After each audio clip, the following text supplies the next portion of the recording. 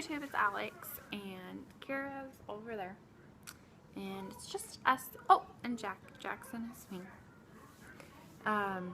Paul's mom came over for the night, and she made us really good dinner. So her and Dante and Paul are checking out the reservoir that we live next to. So I wanted to do this video. So I'm kind of freaking out. I'm trying not to think about it, but today is Paul's last full day and night home with us.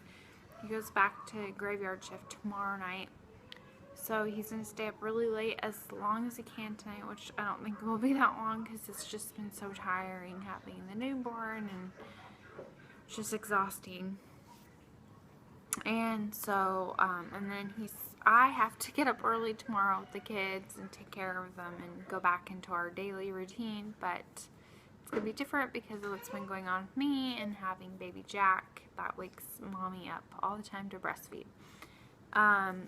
Sorry, I'm having like my cleavage like really show right now.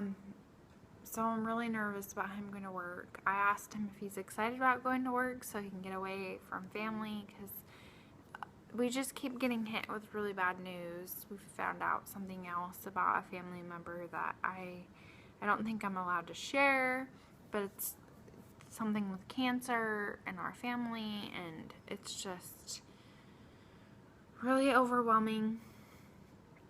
And so I asked Paul, like, are you happy about going back to work?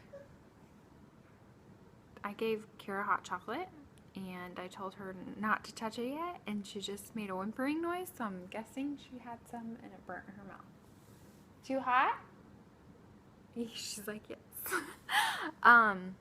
She has to learn.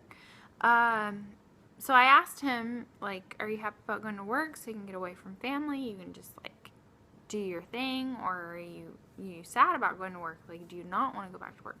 He told me he doesn't want to go back to work. He wants to stay home and help me, and he's nervous about going back to work because my health isn't that great and all that. So we're both not excited about him going to work, but I'm kind of glad he's going back to work just because I know he's been the rock in the family. Like, he has been the rock, and I know it's starting to get to him. I can see that it's starting to get to him, and you can only be the rock for so long. You can only be so strong for someone for so long.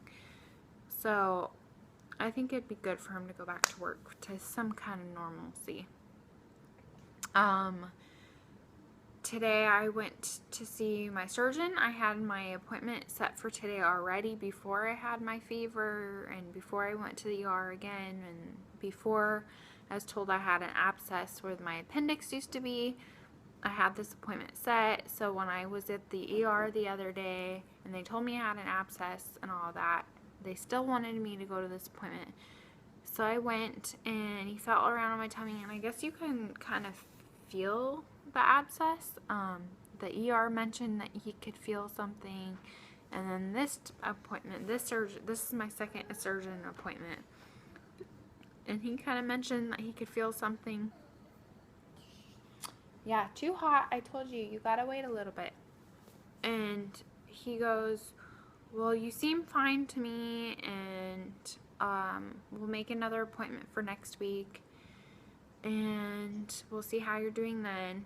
I'm on 2 different antibiotics right now to try to kill this abscess. I have not missed my antibiotics at all. I'm constantly looking at the clock, constantly counting how many more hours until I need to take my next medication. There's one I have to take 3 times a day. That's the one I'm always counting. Like, I take it like every 6 to 7 hours after from the last dosage. And then the one I take, and then the other one I take twice a day. So I take one at 2 in the afternoon, and then the other one at 2 in the morning. So I'm always setting my alarm and stuff for those medications. So I have not missed a medication, nothing like that. So I'm on top of that. So I'm really hoping this will work. And I won't have to have surgery or do any drainage or anything. That would stink. I would have like a tube out of me, and it will bring back memories of my mom. I was asked a question, I don't know by who, I can't remember, I'm so sorry. My mom, that you guys asked what happened with my mom.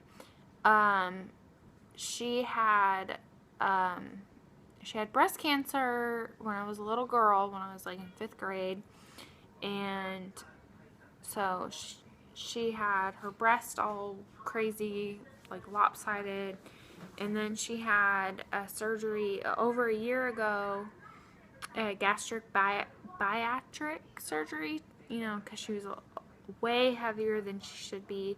She'd be like on a year of seeing if she was a good candidate for the surgery. She ended up doing really good and listening to instructions, so they approved her for that surgery, and she had it, and that was over a year ago.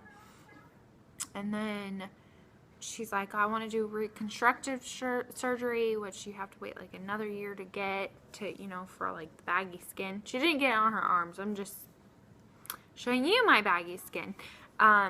To fix her breasts from like the breast cancer because they were lopsided.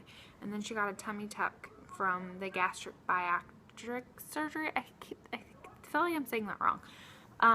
To tighten up her tummy, and she was super excited about it. She got approved for that at the beginning of this summer, and we would talk about that, and we talked about my pregnancy. So she was super excited, and the closer she got to her surgery, I would ask her all the time, like, are you nervous about your recovery and this and this? And she goes, no, I'm just really excited. Well, she had her surgery on the 22nd. The last time I saw her, like, talking to her and stuff was the 23rd, the day after her surgery. I saw her the day after of her surgery and the day after her surgery. And then that was on the 22nd of October. Well, I guess blood clots formed in her legs, and they went up to her lungs, and then that's when I got a call from her wife, Kat, and told me that she's flatlining and CPR and all that.